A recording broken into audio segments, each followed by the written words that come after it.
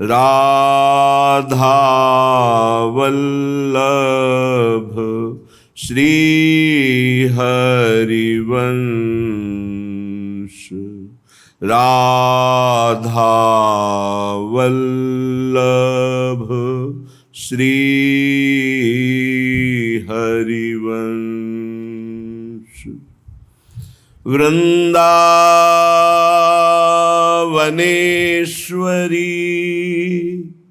तवैव पदारविन्दम् प्रेमामृतैकमकरन्द रसौघपूर्णम्।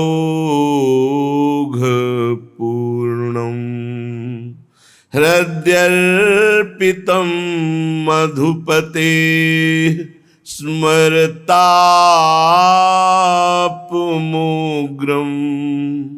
निर्वापयत्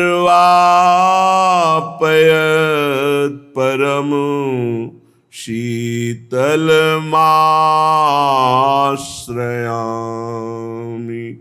परम शीतलमाश्रयामि।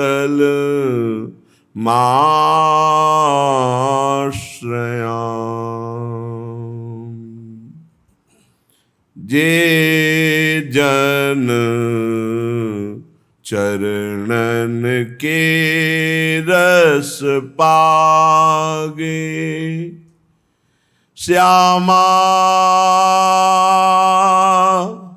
लाडली मेरी स्वामिनी। जे जन चरणन के रस पागे तीन लोक तीन तृण सम लागे। छिन छिन दर्शन को मन लोभा तिन को धूरी स्वर्ग की शोभा। पंकज चरण छटा अति भावे तुहियरा टूक टूक हुए जावे। लीला ललित सदा सुधियावे तिनको कछु न देखी सुहावे। जुगल मिलन की आशा धारे काहू और कबहू न निहारे। सोची सोची काटे दिन राती दुख सो फटत छिन छिन छाती। ऐसन की जो जूठन पाओ तो अपनो सौभाग्य मनाओ। विषय पंख में बूढ़त भूरी करहु कृपा है सहज किशोरी। करहु कृपा है सहज किशोरी। बुरी सखी जी कह रहे श्यामाजू के चरणों का जिसने दृढ़ता पूर्वक हृदय से आश्रय ले लिया, हृदय से दृढ़ता पूर्वक, अन्य कोई आस भरोस नहीं, ऐसा प्रताप उदय होता है स्वामिनी जी के चरणों का कि त्रिभुवन का हर पद, हर सुख, हर सम्मान धूरी के समान नजर आता है। सच्ची मानिए, भगवदानंद जरा सा स्फुरित हो जाए तो ब्रह्मादिक के भोग सब विषम लागत ताहि, नारायण ब्रज चंद की लगन लगी है जाए। जैसे कोई गाढ़ निद्रा में सोया हुआ उससे जगाकर आप कुछ खवाना पिलाना चाहे तो आलस के वशीभूत होकर के वो भले थोड़ा कुछ रुचि नहीं, ऐसे ही थोड़ा भगवदानंद स्फुरित हो जाए, यद्यपि वो तमोगुण है गाढ़ निद्रा, और ये त्रिगुणातीत आनंद कैसे तुलना दी जा सकती, पर चंद्र शाखा न्याय की तरह कि देखो डाल के एक हाथ ऊपर चंद्रमा तो दिखाई देने लगता है, ऐसा कुछ भाव थोड़ा भगवदानंद स्फुरित हो तो ब्रह्मादिक के भोग भी उसे अरुचि हो जाती नहीं, ऐसी तृप्ति होती है अनंत जन्मों से जो हम सुख भोग की लालसा से भटक रहे हैं प्रकृति में, वो कभी पूर्ण होने वाली नहीं, क्योंकि हम परमात्मा के अंश हैं। जब तक परमात्मा आनंद नहीं मिलेगा तब तक विषयानंद से कभी कहीं किसी को भी तृप्ति नहीं हुई। शास्त्र प्रमाण है इस बात का। संपूर्ण श्रीमद् भागवत में बहुत से चक्रवर्ती सम्राट, बहुत से महामहिम सिद्धों का वर्णन कर रहे। 7 दिन में शरीर छोड़ना है परीक्षित जी को, क्यों सुना रहे? क्योंकि कहीं राग न रह जाए। बड़े बड़े नरपति भूपति सिद्ध हुए, लेकिन जब उनको भगवदानंद की अनुभूति हुई तो सब फीका लगने लगा, यहां तक कि ब्रह्मानंद भी फीका लगने लगा। श्री सुखदेव जी तो स्वयं ब्रह्मानंद में स्थित हैं, लेकिन जब श्री कृष्ण रूप माधुरी और स्वभाव सुना तो ब्रह्मानंद का प्रभाव भी फीका पड़ गया। ऐसे श्री कृष्ण जिनके रूप लावण्य माधुर्य स्वभाव में बिके हुए हैं बिना मोल के, वो हमारी प्यारी जू के चरणों का जिसने दृढ़ता पूर्वक आश्रय ले लिया तो तीनों लोक के भोग सब धूरी के समान, तिनके के समान, घास के समान लगते हैं। बुरी सखी जी कह रही हैं, जिसने चरणों का आश्रय लिया उसके अंदर एक लोभ जागृत हो जाता है। कब हम श्री जी को देखें? छिन छिन दर्शन को मन लोभा। अगर ऐसा नहीं लोभ जागृत हुआ तो कहीं अन्य कोई आश्रय है, कोई भोग वासना है, अभी कोई छिद्र है जिससे आपका भजन रस क्षीण हो रहा है। कोई इंद्रियों की विलासिता धर्म विरुद्ध है, नहीं तो श्री जी के चरणों का आश्रय लेने मात्र से इतना हृदय पावन होने लगता है कि रुदन होने लगता है। कब मिलोगी प्यारी जो, कब मिलोगे युगल सरकार? छिन छिन दर्शन को मन लोभा। मन में एक ही लोभ जागृत, मन में जो मन चंचल विषयों में है, गोरे चरणारविंद का आश्रित त्रिभुवन का भोग उसे तृण के समान लगता है, धूरी के समान लगता है, और प्रतिपल वो आह भरकर दर्शन की बाट जो होता रहता है। जिनको श्री जी के दर्शन की लालसा जग गई तो स्वर्ग आदि का सब वैभव, ये सब बिल्कुल अच्छा नहीं लगेगा, रुचि ही नहीं रह जाएगी, रुचि ही नहीं रह जाए। एक जगह नहीं, बहुत जगह महापुरुषों ने स्वयं अनुभव करके लिखा है। रमा विलास राम अनुरागी, तजत बमन जिम जन बड़ भागी। लक्ष्मी जी के संपूर्ण माया के संपूर्ण वैभव विलास को वमन की तरह भगवान से प्यार करने वाला उपासक छोड़ देता है, स्वाभाविक रुचि हो जाती है। पंकज चरण छटा अति भावे। जहां नूपुरों सहित सांवले चरणारविंद के समीप गोरे चरणारविंद का दर्शन होता है, उस समय हृदय चूर चूर हो जाता है, प्रेम विकलता आ जाती है। गौर वरण सांवल चरण, रच मेहंदी के रंग, तीन तरुवन तर लुठत रहे रतिजुत कोटि अनंग। अति सुकुमारी लाडली पिय किशोर सुकुमार। इन दोनों के गोरे सांवले चरणारविंद की छटा जिस हृदय में प्रकट हुई, चूर चूर हृदय, प्रेम विकल हृदय हो जाता है। अब तो एक ही नशा चढ़ता है, कोई प्यारे जू की बात सुना दे। बावरो सो रस में फिरे खोजत नेह की बात। पागल बना वो ढूंढ रहा है कहीं हमें प्रिया प्रीतम की कोई रूप माधुरी, गुण माधुरी, लीला माधुरी सुना दे। लीला ललित सदा सुध आवे। प्रिया प्रीतम के लीला चरित्रों का वो चिंतन करता है। तिनको कछु न देख सुहावे। अब उसको त्रिभुवन में कुछ भी देखने की इच्छा नहीं रही। जुगल मिलन की आशा धारे, काहू और न कबहु निहारे। एकमात्र युगल सरकार से हमारी मित्रता, हमारा परिचय, हमारी आशा का विषय एकमात्र युगल सरकार।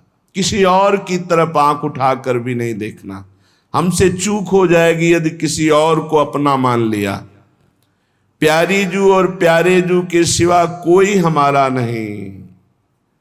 ये हृदय में जब बात आ जाए, किसी और की तरफ हम आशा से ना देखें। आशा केवल युगल सरकार से। आशा ही परमम दुखम नैराश्यम परमम सुखम। जगत से निराश और आराध्य देव से आशा, उनके प्रेम की, दर्शन की, नाम निरंतर जपने की, लीला चिंतन की, सेवा की, ये आशा। सोच सोच काटे दिन राती। हमारे रात दिन कैसे व्यतीत हो प्रिया प्रीतम के चिंतन में। दुख सो फटत छिने छिन छाती। रात दिन इस बात की व्यथा, आज का भी दिन गया, प्रियालाल का साक्षात्कार नहीं हुआ। आज की रात गई, प्रियालाल नहीं मिले। ऐसन की जो जूठन पावे। आहा, जो रात दिन ऐसे समय व्यतीत करते हैं, ऐसे महापुरुषों की यदि जूठन मिल जाए तो ठीक जैसी उनकी स्थिति है, ऐसी स्थिति उस उपासक की हो जाए। इष्ट के चिंतन में जिनका निरंतर समय व्यतीत हो रहा है, ऐसे महापुरुष का चरणामृत, उच्छिष्टामृत, वचनामृत, सानिध्य, ये सब भगवत प्रेम प्रदान करने में समर्थ है। विषय पंख में बूढ़त भोरी। स्वामिनी जी, हम तो विषय रूपी दलदल में डूब रही हैं, निकलना भी चाहें तो दलदल में और धंसना होता है। अब आप निकाल दो, करो कृपा अब सहज किशोरी। हे किशोरी जू, सहज में करुणा वरुणालय आप कृपा करती हो, हेतुकी कृपाल हो। हम पर कृपा कर दो, क्योंकि हम में कोई साधन नहीं, हम तो विषय पंख में डूब रहे हैं, विषय रूपी दलदल में धंस रहे हैं। जहां देखो तो भूरी सखी आकांक्षा करती हुई पाई जाती हैं। तो क्या भूरी सखी को श्री जी मिली नहीं क्या? इसी के ऊपर पद है, बोले मन मेरो। भूरी सखी समझना, प्राय ये विकल ही रहती। जो पद देखो हाय हाय स्वामिनी जो कब मिलोगी कब, तो ऐसा लग सकता है किसी को कि भूरी सखी इतनी विकल है, श्री जी मिली नहीं। पद देखो, शब्द में पकड़ना, शब्द में स्थिति झांकने को मिलती है महापुरुषों की, ऐसे नहीं पहचाना जा सकता। उनके शब्द में बैठ करके जाओ तो पता चलेगा हृदय में क्या स्थिति है। मन मेरो रहे प्रेम रस छाको। भूरी सखी के कोई ये मत समझना कि भूरी सखी प्रियालाल से एक सेकेंड के लिए भी अलग है। प्रेम रस छाको का परिचय क्या है? तन मन के बिछुरे नहीं, चाह बढ़े दिन रैन। कबहु संजोग न मानही, देखे भरी भरी नैन। नेत्र भर के प्रतिपल रूप पान करते हुए, निरंतर समीप रहते हुए भी ऐसा आभास होता है कभी मिले नहीं, और वो मिलने की छटपटाहट, ये प्रेम। मन मेरो रहे प्रेम रस छाको।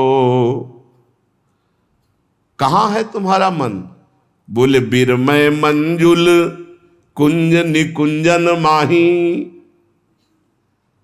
तट न तजय यमुना को, मन मेरो रहे प्रेम रस छाको।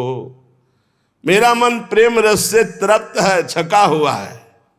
हर समय कुंज निकुंजों में प्यारी जू की चरणों के पीछे डोलता है, कहीं यमुना का पावन पुलिन नहीं छोड़ता। और रीझ रीझ के तन मन वारों, देखत रूप छटा को। प्रतिपल अपने आराध्य देव युगल सरकार की रूप माधुरी देखकर अपने तन मन बलिहार करता रहता हूं। स्थिति देखो, हिली मिली डोलत मेरी भोरी की सोरी, ये लाल बिहारी बांको। बांके बिहारी के साथ मेरी स्वामिनी जी गलवैया दिए हुए डोल रहे, मैं उनके पीछे पीछे। रीझ रीझ के तन मन वारों, देखत रूप छटारी, मन मेरो रहे प्रेम रस छाको। मेरा मन प्रेम रस में छका है। उपासक की जो विरह अवस्था होती है वो मिलन में अमिलन। उपासक की क्या, उपास्य देव की देख लो। श्री स्वामी हरिदास जी महाराज वर्णन करते बांके बिहारी जी की स्थिति। बांके बिहारी जी महाराज कह रहे, प्यारी जू जब जब देखो तेरो मुख, तब तब नयो नयो लागत। ऐसो भ्रम होत देखो न कबहूरी, दुति को दुति लेखनी न कागत। ऐसा भ्रम होता है कि मैंने कभी आपको नहीं देखा।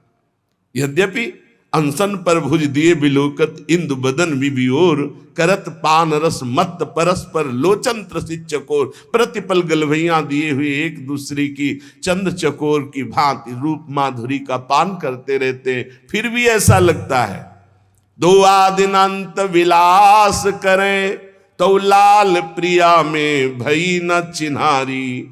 आज तक पहचान नहीं हो पाई प्यारी जी और प्यारे जी की। कौन है ये? प्रतिक्षण वर्धमान प्रेम है ये, जो पहचान नहीं होने देता, ये जो अनुभव नहीं होने देता कि मैं भर नेत्र अपनी प्यारी जी को देख लिया।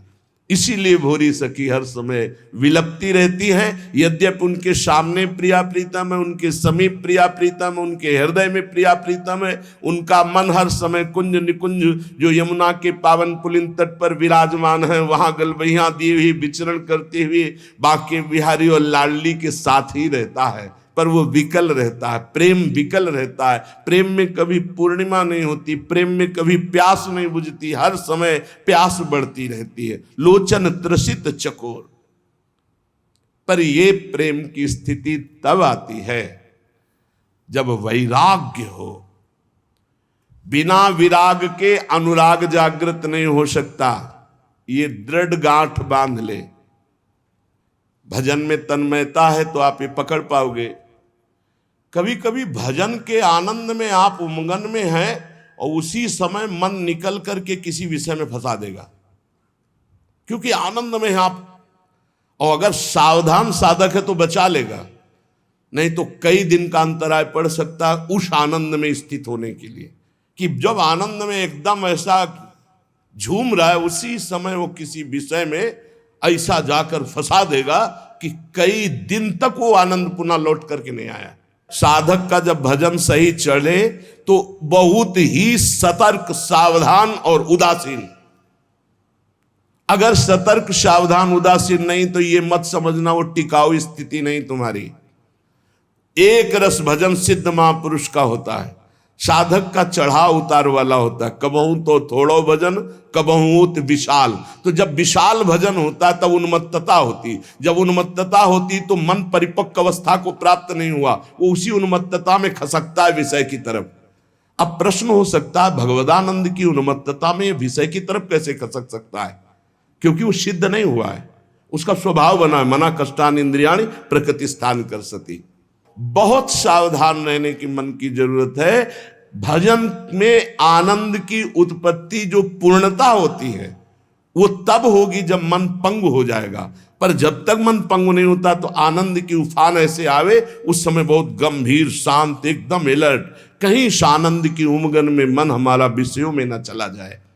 वैराग्य जितना प्रबल होगा उतना ही अनुराग जल्दी प्रकट होगा। रागी पुरुष के हृदय में अनुराग, वैरागी पुरुष के हृदय में अनुराग का प्रादुर्भाव होता है।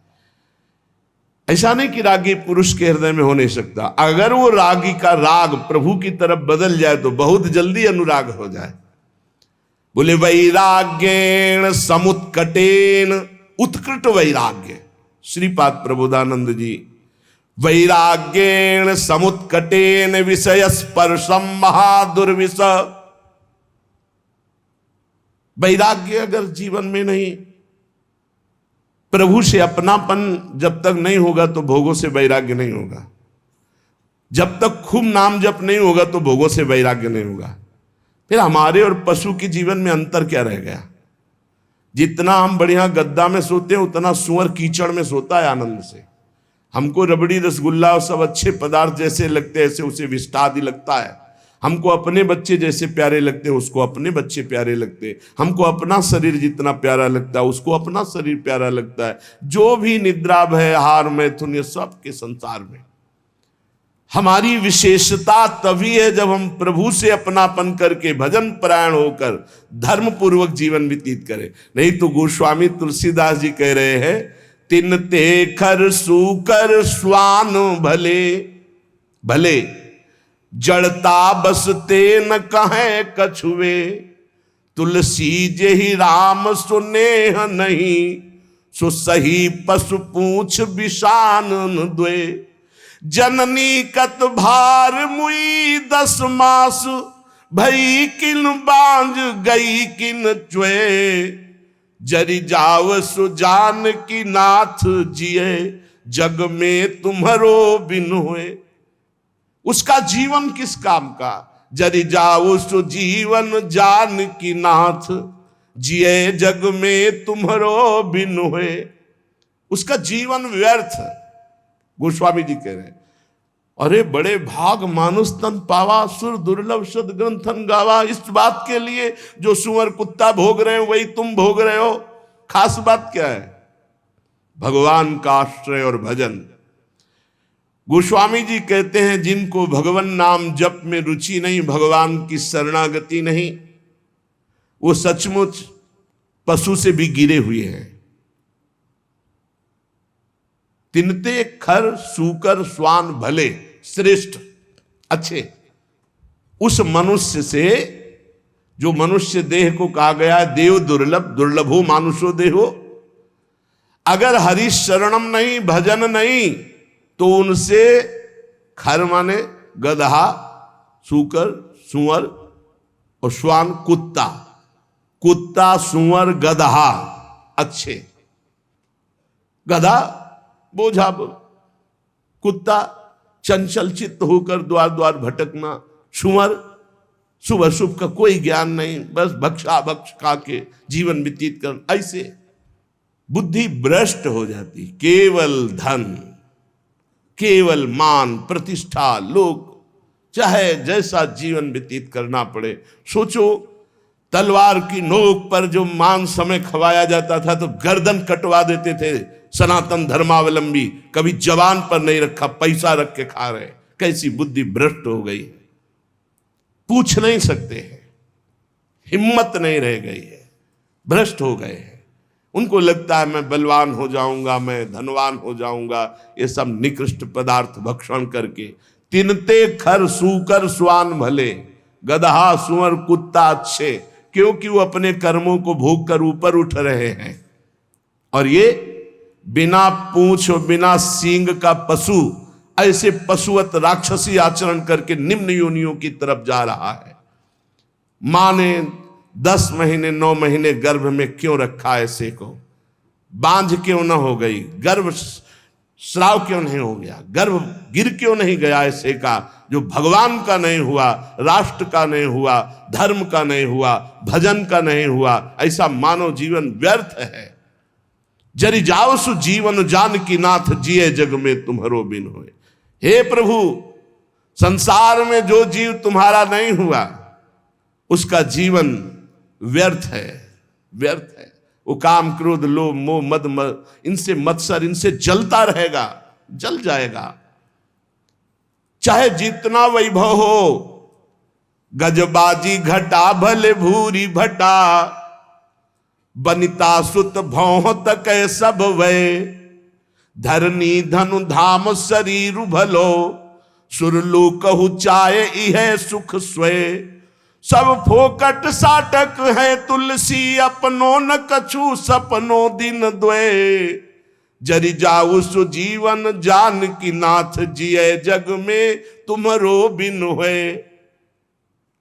गोस्वामी जी के समय हाथी घोड़े की सवारियां विशेष महानता मानी जाती थी। अब तो कार वाला समय है। अच्छे अच्छे वीर अंग रक्षक हैं, पृथ्वी धन घर शरीर सब इतना सुंदर वैभव कि देवता भी ललचाए। गोस्वामी तुलसीदास जी कहते हैं ये बढ़ एक से एक बढ़कर जो सब सुख उसके पास है, पर उसने भगवान को अपना नहीं माना, एक दिन भी सत्संग भजन नहीं किया, तो मरेगा तो नरक जाएगा, जीवन व्यर्थ चला गया। हे जानकी नाथ, आपके बिना जिसका जीवन गया वो जलाने योग्य जीवन। जरि जाओ सुजीवन जानकी नाथ, जिये जग में तुम्हारो वैराग्य। ये भोग हमारे समय को नष्ट करते हैं, सार्थक नहीं करते। वैराग्येण समुत्कटेन विषय स्पर्शम महादुर्विष। ऐसा वैराग्य कि जैसे कांटे का तुम्हें साल उड़ाया जाए, जिनमें छोटे छोटे लोहे के कांटे जड़ दिए जाए, असह्य नहीं हो जाएगा, हटाओ इसे। ऐसे नहीं कोमल वसन सुहावे है, नहीं खान पान ते भावे है, सब विषय लगे ते खा रहा है, हरि आशिक का मग्न आ रहा है। एकमात्र भगवत प्रीति के लिए व्याकुलता, और जो मिला सो शरीर पोषण के लिए धर्मयुक्त तीव्र वैराग्य का जिसके हृदय में प्रादुर्भाव होता है। तीव्र वैराग्य, सच्चा ज्ञान।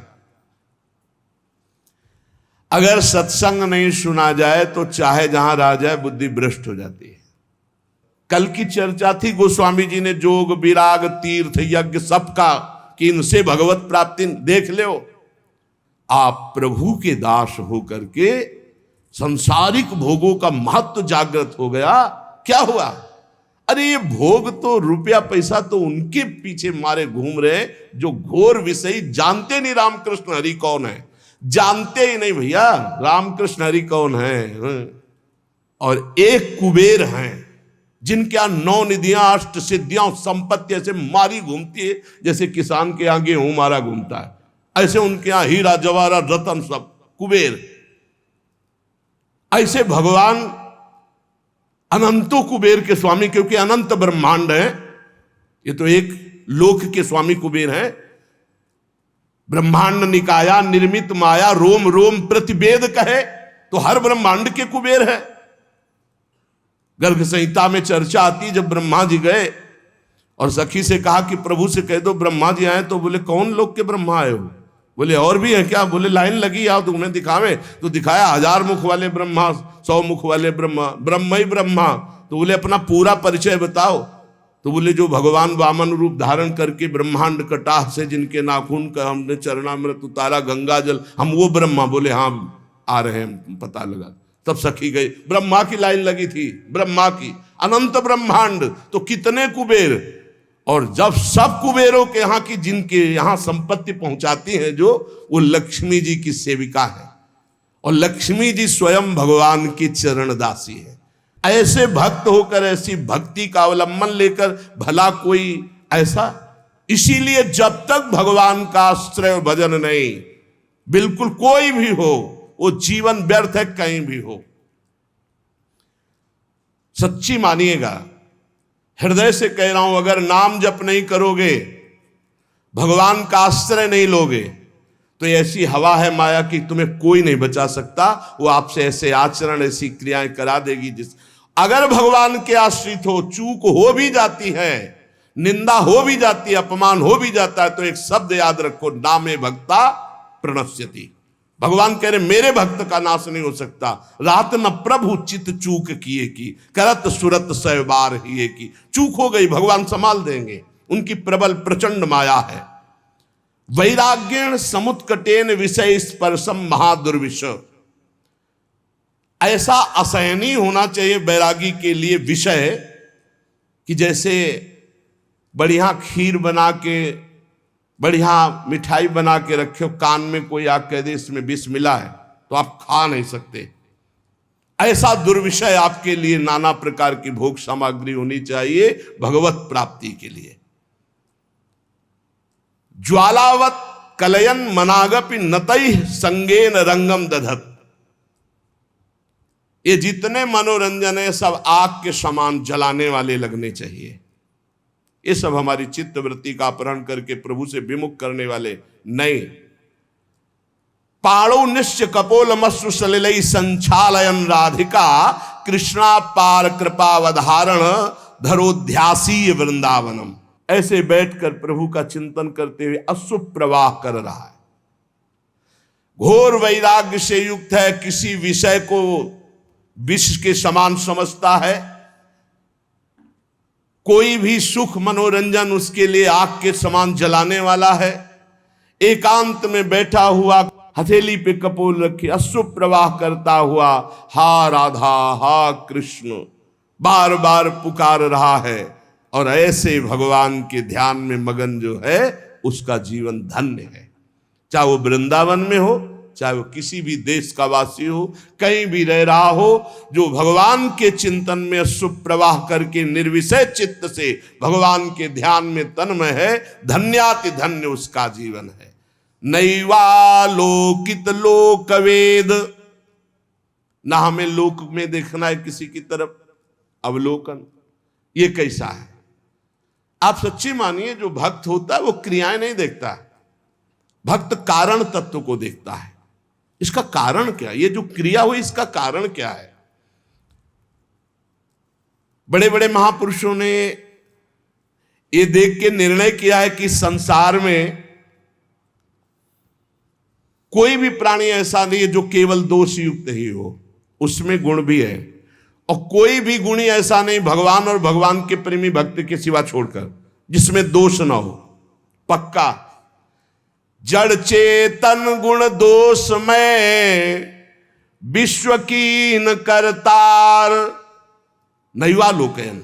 मत देखो, जड़ चेतन गुण दोष में विश्व कीन करतार संत हंस गुण गाहे पे परिहरिवारी विकार। जैसे दूध पानी को एक में मिला के रख दो, हंस जो है दूध पी जाएगा, पानी छोड़ देगा। पूरा चराचर जगत गुण दोष से मिला। जैसे शुद्ध सोने का आभूषण नहीं बनता, उसमें कुछ मिलावट होती, ऐसे ये शरीर पाप और पुण्य से बना है, गुण और दोष से मिश्रित बना है। किसी में दोषों की बाहुल्यता होती, गुण बहुत कम होते हैं, किसी में गुणों की बाहुल्यता होती, दोष बहुत कम होते हैं। गंगा किनारे जब हम भ्रमण कर रहे थे, घाट है वहां बहुत संत जन रहते थे, अब तो खंडहर हो गया, अब संत जन वहां वहां कुछ दिन रहे अकेले। पास में देखा कि 8-10 लोग राइफल लिए खड़े हैं और गंगा में खड़े होकर के वो आराधना 3-4 घंटे करता। हमें आश्चर्य हुआ जब वहां लोग गंगा नहाने आए, पूछा कि रात्रि में ऐसा हमने दृश्य देखा है, कौन तपस्वी है जो भयभीत भी है कि राइफल की रक्षा में वो खड़े हो। अरे बोले वो नामी डकैत है, जिंदा आदमियों को काटता है, वो गंगा की आराधना करता है। 4 घंटे महान तपस्वी की तरह हाथ उठाकर गंगा जी की आराधना रात्रि में, वही रोज देखते क्योंकि रहते थे, और राइफल लिए 8-10 लोग टहल रहे और वो गंगा जी में से एक वस्त्र धारण किए खड़ा है और वो उस आदमियों को काटता था। तो यहां कह रहे कि कोई ऐसा नहीं जिसमें दोष ना हो और जिसमें गुण ना हो। गुण दोष योग पूरी सृष्टि है, हमको न गुण देखना है न दोष देखना है। उत्तम साधक को तत्व देखना है, भगवान सब में विराजमान है। सुनौ तात मायाकृत गुण और दोष अनेक, गुणया उभय न देखी देखी सो अविवेक। यदि आपने किसी के गुण देखा तो राग हो जाएगा, दोष देखा तो द्वेष हो जाएगा, और राग और द्वेष दोनों बंधन कारक हैं। भगवत प्राप्ति में तुम्हारी बाधा आ जाएगी, तुम्हारी भगवत प्राप्ति में बाधा आ जाएगी। इसलिए हमें चाहिए कि हमारे संपर्क में जो भी व्यवहार करने वाले व्यक्ति आवे, हमें ऐसा व्यवहार करना चाहिए। पहला तो भगवत भाव, इनमें प्रभु हैं ऐसी भावना, अपने को बचा लोगे आप उनके दुर्व्यवहार से। और दूसरी बात, जब ये पता चले कि दुष्ट स्वभाव का है तो इतना मृदु व्यवहार करो कि तुम्हारे व्यवहार से उसके दुष्ट स्वभाव में कमी आवे और सत स्वभाव बढ़ने लगे। तब तो तुम माने जाओगे भगवान का भजन करने वाले। तुम जलती आग में और पेट्रोल डालने वाली बात करोगे तो उसकी दुष्टता और बढ़ जाएगी। दुष्टता को साधुता के द्वारा दमन करके उसकी साधुता को बढ़ानी चाहिए, जिससे उसका तमोगुण घटे, सतोगुण बढ़े। तो ये तुम्हारी भागवतिक सेवा बन जाएगी। कितना बढ़िया सेवा बता रहे। हमसे कोई न कोई मिलता ही रहता, घर गृहस्थी परिवार में सब कोई बुरे स्वभाव वाला है, तो हमको इतना संभल कर व्यवहार करना है कि उसके अंदर सतोगुणी भाव आवे, तो हमारी भगवत सेवा बन जाएगी। हम कोई ऐसा कटु व्यवहार, कटु वचन न बोले जिससे उसके हृदय में तमोगुण बढ़े, क्योंकि आसुरी स्वभाव वाला वो तो है ही। यदि हम अपने द्वारा अमृतमय वचन से, निर्दोष चेष्टा से, नम्र भाव से व्यवहार करेंगे तो ये भगवत सेवा बन जाएगी और इसका प्रभाव उसके हृदय में निश्चित पड़ेगा। निराश मत हो किसी भी स्थिति में।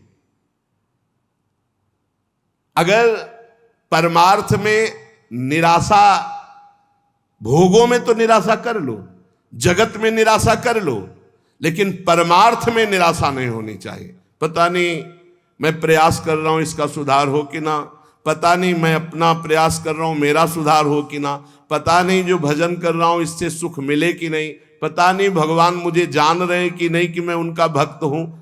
किसी भी तरह का संशय मत करो।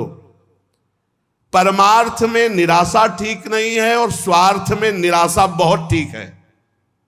स्वार्थ में आशा ठीक नहीं, व्यवहार में आशा ठीक नहीं, परमार्थ में निराशा ठीक नहीं।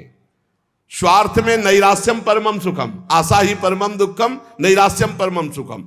और परमार्थ में निराशा ठीक नहीं है।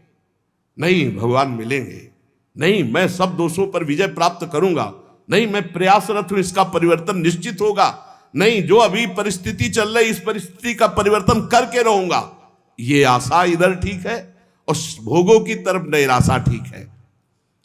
यदि हमारे हृदय में निराशा आ गई परमार्थ से तो फिर पतित हो जाएंगे। निराशा ना आने पावे भगवत मार्ग में। किसी भी स्थिति में अगर निराशा आ रही हो तो फौरन किसी संत महात्मा से मिलो। जैसे मोबाइल की बैटरी डिस्चार्ज हो जाती है तो चार्ज करना पड़ता है ना, तो कभी कभी माया के ऐसे संग मिलते हैं जिससे हमारा परमार्थ खो जाता है, हमारे अंदर हीन भावना आने लगती है। हमें तत्काल किसी महापुरुष का चरित्र पढ़ना चाहिए, किसी महापुरुष के समीप जाना चाहिए, तो हमारे हृदय में एक नवीन उत्साह बढ़ेगा और हमारा परमार्थ संशय रहित हो जाएगा। सठ सुधरे सतसंगति पाई। बड़े से बड़े दुष्ट साधु संग से सुधर जाते हैं। हमें प्रयास रखना चाहिए हमारे आसपास जो वातावरण दुष्टता का हो तो निराश ना हो, उसे सुधारने का प्रयास करे, और ना सुधरे तो भगवत भाव कर ले, अपना भाव न बिगड़ने पावे। मनुष्य जीवन बहुत दुर्लभ जीवन है, पर इसमें सबसे ज्यादा घाटा है कि कोई ठिकाना नहीं कब तक जिएंगे, कभी भी मर सकते। दुर्लभो मानुषो देहो पर देहिनाम क्षणभंगुरा, एक क्षण में नष्ट हो जाने वाला है। देहिनाम क्षणभंगुरा, किसी भी क्षण, जैसे पानी का बुलबुला है कभी फूट सकता है, जैसे पत्ते में लटकती हुई बूंद कभी टपक सकती है, जैसे अंजुली का पानी कभी खत्म हो सकता है, चाहे जितना कस के बांधो। संसार को मोह माया ने फंसा करके भगवान से विमुख कर दिया, और ये मानव जीवन भगवत प्राप्ति के लिए मिला। जिसको सत्संग मिल गया अब निश्चित हो गया उसे भगवत प्राप्ति हो जाएगी। बस सत्संग छोड़ना नहीं, सत्संग पकड़े रहना। नहीं चाहे जहां तुम यमुना किनारे वास करो, झोपड़ी बना के, चाहे अहम का पोषण तुम्हारे होता रहेगा। कितने ऐसे साथ पूरा जीवन ना पाई है बिन स्वामी अकेल, विपिन बसत वैराग्य जुत, विपिन बसत वैराग्य जुत, जो लड़काई खेल। जैसे कोई बच्चा हट ठान ले, ऐसे वैराग्य के बल पर हम कि भगवान कि प्राप्ति कर लेंगे, नहीं नहीं, ये संबंध से प्राप्ति होती है और अहंकार गुरुजनों की कृपा से क्षीण होता है। सत्संग के बिना भगवत प्राप्ति असंभव है। आज तक किसी को भी भगवत प्राप्ति हुई तो सत्संग से हुई। जब सत्संग मिले तो समझ लेना चाहिए मेरा भगवत प्राप्ति का पास हो गया, ये सत्संग। और सत्संग मिलने के बाद जब भजन में रुचि बने तो समझना चाहिए सत्संग मिला है। अगर भजन में रुचि नहीं तो सत्संग नहीं है, फिर सत्संग नहीं। बहुत बढ़िया सुंदर वर्णन कर महापुरुष है। मनुष्य जीवन बड़ा दुर्लभ है पर क्षण भंगुर है, कभी भी नष्ट हो सकता है। इसमें माया ने नाना प्रकार के भोग और मोह में फंसाकर भगवान से जीव को विमुख करके दुर्गति ही की है। जिसको सत्संग मिला उसको सदगति हुई। बड़े भाग पाइप सत्संगा और बिना ही प्रयास हो ही भवभंगा। तो बोले सत्संग का फल है भजन, रात दिन नाम सुमिरन ठाकुर सेवा। अगर ये नहीं, भजन में चित्त नहीं, तो सत्संग ही नहीं मिला, या तो आपने सुना ही नहीं। पारस तो समीप है, स्पर्श नहीं हुआ तो लोहा सोना नहीं बनेगा। आप सत्संग में गए, सो गए, या प्रपंच या अन्य चिंतन और दोष दर्शन, तो भी सत्संग नहीं हो। सत्संग श्रोता सोई परम सुजान सुनत चित्त रति करे। श्रोता वही जो जाग कर वक्ता की तरफ देखता रहे और उसके वचनों का मनन करके जीवन में उतारे। ध्यान के द्वारा सत्संग के एक एक शब्द का बड़े बड़े महापुरुषों के वचन चयन करके आपको सुनने को मिल रहे हैं, जो हर ग्रंथों में आपको नहीं खोजना पड़ेगा। खोजे खोजाए एकदम, पिने पिनाए एकदम दूध है, पान कर लो। सब दोषों का नाश सत्संग से हो जाता है, सब दोषों का नाश। रोज अपनी कमी महसूस होती है सत्संग में, रोज ऐसा लगता है सत्संग मेरे लिए ही हो रहा है। सच्ची बात मानिए, अपने लोग जो सत्संग कथन श्रवण करते तो रोज लग रहा है कि ये कमी तो मेरे में है, ये कमी तो मेरे में। संपूर्ण दोषों से रहित सत्संग कर देता है। संसार के ये भोग देखने में लुभावने सुहावने लगते हैं, लेकिन ये मीठे लड्डू जहर भरे हैं, कुछ नहीं, कुछ नहीं है। किसी भी भोग में कुछ नहीं। पूरा जीवन जो गृहस्थ धर्म से युक्त है, आप लोग बोलो आपके पास क्या मिला, पूरे जीवन में क्या मिला? क्या है तुम्हारे पास? है क्या तुम्हारे पास जो इस मृत्यु लोक से भगवत धाम ले जाओ? है क्या? वो नाम, वो परोपकार, वो भगवत सेवा, समाज सेवा। अगर नहीं तो कुछ नहीं है आपके जीवन में, कुछ नहीं। यदि आपने किसी भूखे को भोजन नहीं पवाया, पानी नहीं पिलाया, किसी बीमार की दवा नहीं कराई, पशु पक्षी की सेवा नहीं, भगवान का नाम जप नहीं किया, ठाकुर सेवा, समाज सेवा, तो क्या जीवन तुम्हारा? धिक्कार जीवन। कुछ भी हो, खाली हाथ वही अपने कुकर्म का बोझा, पाप की गठरी लेकर जाओगे। अतएव विचारवान संतों की अनुभवयुक्त वाणी का सत्संग जो सुनो, उसे बिल्कुल अक्षरशः अपने जीवन में उतारो। भगवान कहते हैं कि ये शब्द स्पर्श रूप रस गंध में 5 ज्ञानेंद्रियां लेकर मन सदैव विचरण करता रहता है। अगर आप इनको भगवान को अर्पित कर दें तो बंधन मुक्त हो जाए, या ज्ञान से युक्त हो जाए तो। अभी परसों चर्चा की थी कि वो देखता हुआ, सूंघता हुआ, खाता हुआ, पीता हुआ भी कुछ नहीं करता। भगवान ज्ञान समुद्र श्री कृष्णचंद्र जो हैं, उन्होंने कहा नैव किंचित करोमित युक्तो मन्येत तत्वविद। जो तत्व को जानने वाला उपासक है, उसको कोई कर्म नहीं बांध पाता। कैसे नहीं बांध पाता? वो कर्म करता हुआ भी नहीं बंधता। वो कह रहे भगवान पश्यन, जिघ्रन, असनन, गच्छन, ग्रहणन, प्रलपन, विसर्जन, स्वपन, श्वसन, उन्मिशन, निमिशन, अप इंद्रियाण इंद्रियार्थे सुवर्तन्ते इति धारयत्। वो देखता हुआ, सुनता हुआ, छूता हुआ, सूंघता हुआ, खाता हुआ, चलता हुआ, ग्रहण करता हुआ, बोलता हुआ, मलमूत्र का त्याग करता हुआ, सोता हुआ, श्वास लेता हुआ, आंख खोलता हुआ, मूंदता हुआ, संपूर्ण इंद्रियां इंद्रियों के विषय में बरत रही हैं। इंद्रियां इंद्रियों के विषयों में है, पर वो कुछ नहीं कर रहा, उसे कोई भी फर्क नहीं पड़ेगा। ये है सिद्धावस्था। खाता पीता सोता जागता हंसता खिलता सब कुछ करता हुआ भी वो बंधन को प्राप्त नहीं होता। बोले कैसे? बोले पश्चन श्रवण स्पृशन से लेकर के उन्मिशन निमिशन नपी, यहां तक देखना, सुनना, स्पर्श करना, सूंघना और खाना, ये पांचों क्रियाएं हमारी नहीं है। बहुत ध्यान से सुनोगे, ये धारण करने योग्य बात है। चाहे भक्त हो चाहे ज्ञानी हो, दोनों में ये बात रहती है। देखना नेत्रेंद्री का कार्य है, पक्का पता है आपको। नेत्रेंद्री के सिवा आप देख नहीं सकते। आंख बंद हो तो भी जो हम देख रहे हैं अंदर, वो नेत्रेंद्री से देख रहे हैं। ये नेत्र गोलक है, इनके अंदर नेत्रेंद्री है। देखना नेत्रेंद्री, सुनना श्रोत्रेंद्री कान से, स्पर्श करना, स्पर्श का ठंडा गरम सुखद दुखद, ये त्वगेंद्री त्वचा, और सूंघना ये घ्राणेंद्री, और स्वाद लेना मीठा खट्टा चरफरा रसना रसेंद्री। पांच ज्ञानेंद्रियों के द्वारा देखना, सुनना, स्पर्श करना, सूंघना और खाना होता है, चखना, स्वाद। ये इंद्रियां रस ले रही हैं, आप इनके दृष्टा हैं, आप थोड़ी भोग रहे हैं। स्वाद आप नहीं ले रहे, रसेंद्री ले रही।